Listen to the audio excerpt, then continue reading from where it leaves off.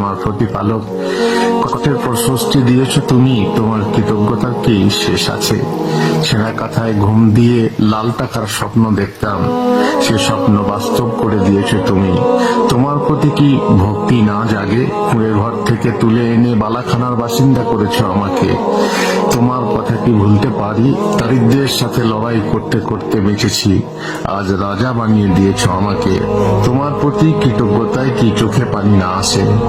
দয়া বলে কে গো তুমি, মুখে নাই কথা, অশ্রু ভরা আঁখি বলে আমি কৃতজ্ঞতা।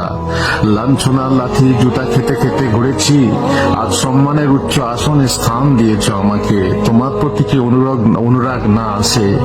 অনেক কিছু দিয়েছ আমাকে, আমার অনেক কিছুই আবার অনেক কিছু থেকেই বঞ্চিত রেখেছো।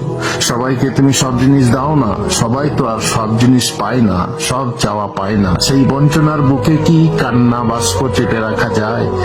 মানুষ দুঃখের কথা অপরকে বলতে পারলে দুঃখের ভার লঘু হয়, অপরকে বলার মতো না হলে কাঁদলে মনের বোঝা হালকা হয়। তাই নির্জনে তোমার কাছে সব কথা বলে দু চোখে অশ্রু ঝরায়। প্রভু গো, তুমি আঘাত দিয়ে আমার কান্না দেখতে চাও, তাই আমি কাঁদি। তোমার বিরুদ্ধে তো কোনো অভিযোগ নেই আমার, তাই আমি কাঁদি।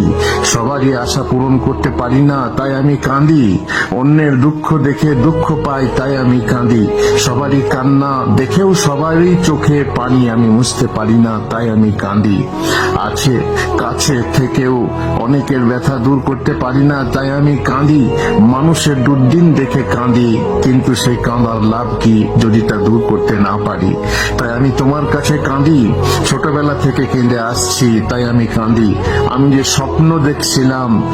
স্বপ্ন দেখছিলাম তার ঘুম ভেঙে গেছে, তাই আমি কাঁদি। আমার জীবনের একটি বড় অসঙ্গতি আছে, আমার বুকের ভিতরে বিশাল শূন্যতা আছে, আর সেই শূন্যতায় অশ্রু সাগর আছে, তাই আমি কাঁদি।